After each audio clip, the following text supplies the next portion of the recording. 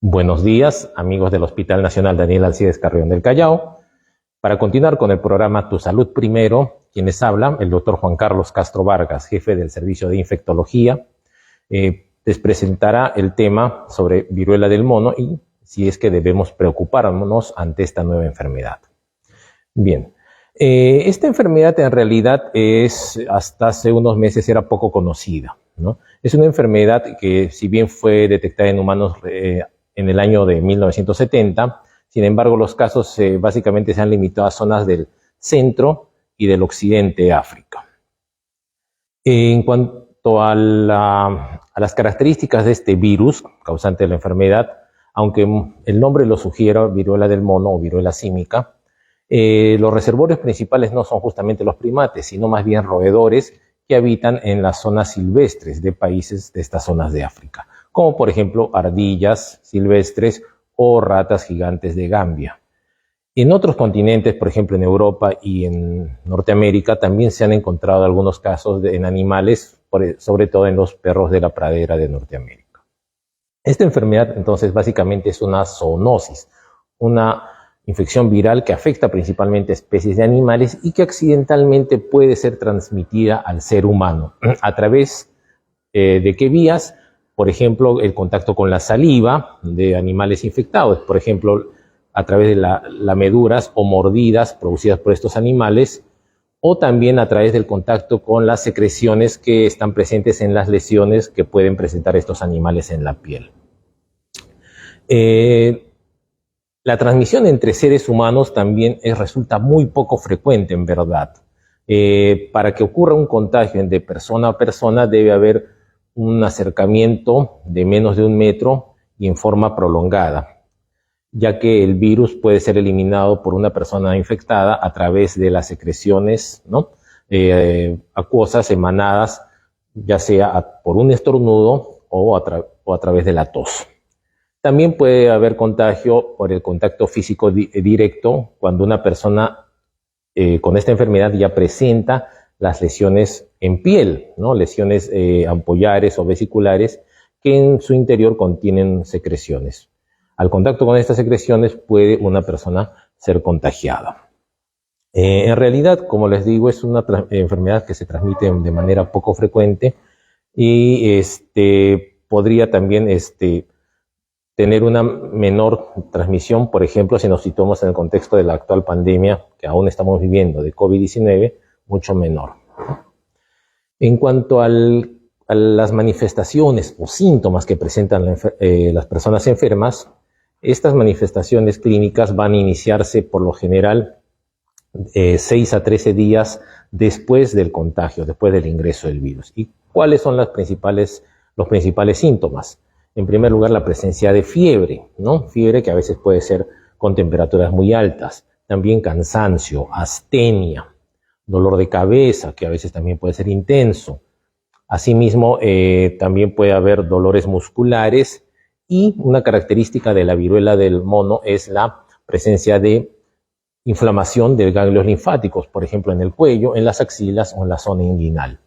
Y esta característica lo diferencia, por ejemplo, de la viruela humana que teníamos anteriormente.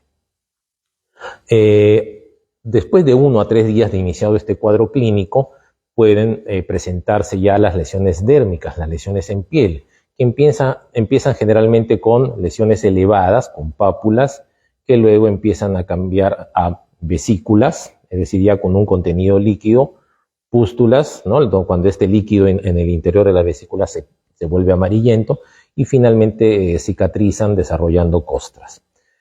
Toda esta evolución, todo este periodo de enfermedad dura aproximadamente 2 a 3 semanas como máximo. La transmisión entre seres humanos principalmente se da cuando están presentes los síntomas. A diferencia del SARS-CoV-2, del COVID-19, que recordemos se puede transmitir desde antes del inicio de los síntomas. En este caso, para la viruela del mono, se ha visto que la transmisión, el contagio, principalmente ocurre cuando ya la persona tiene síntomas de la enfermedad. ¿Qué complicaciones pueden verse en esta enfermedad? En primer lugar, puede haber sobreinfección de las lesiones en piel, es decir, que bacterias, otros microorganismos puedan ingresar a esas lesiones y producir inflamación. Esto va a ocasionar tal vez cuadros de fiebre adicionales o incluso puede haber una complicación de infección generalizada en personas que tengan ciertos factores de riesgo, como por ejemplo fallas en su respuesta inmunológica.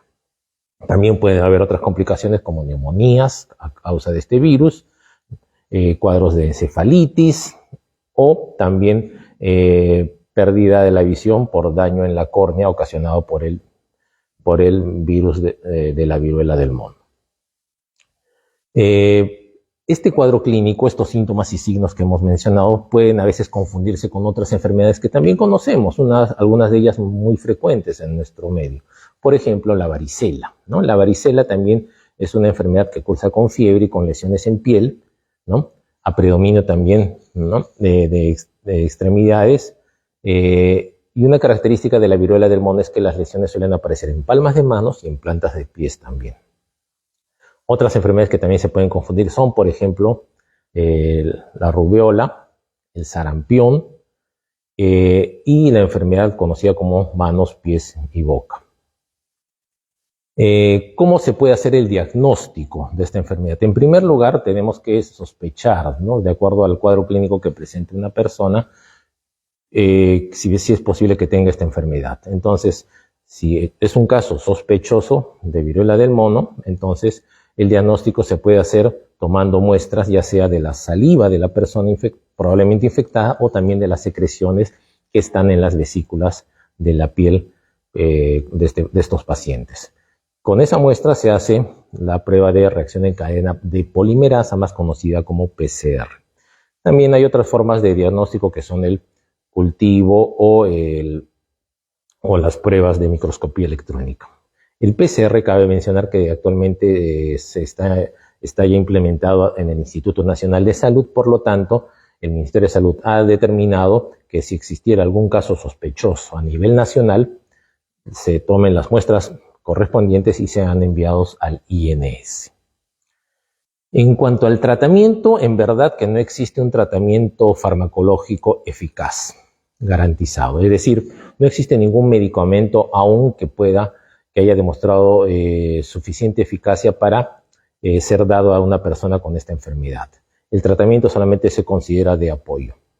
Existe un fármaco, sin embargo, que se llama tecovirimat, que ha sido desarrollado y aprobado también por la FDA hace algunos años y que se ha destinado sobre todo para el tratamiento de la viruela humana y algunos casos de viruela del mono. Sin embargo, la Organización Mundial de la Salud ha establecido que este medicamento solamente sea utilizado en casos de ataques de bioterrorismo, ya que el virus de la viruela puede ser también utilizado como una arma biológica. Sin embargo, este fármaco, repito, tecovirimat, no está disponible para su administración en seres humanos a gran escala o en situaciones pandémicas. Por lo tanto, una persona que padezca esta enfermedad no puede acceder aún a este tratamiento. Las medidas que se dan entonces son básicamente de soporte y manejo de los síntomas, es decir, alivio del dolor o administración de algún fármaco para bajar la fiebre en caso de la presente el paciente y reposo e hidratación adecuados. ¿Cómo debemos prevenir la enfermedad?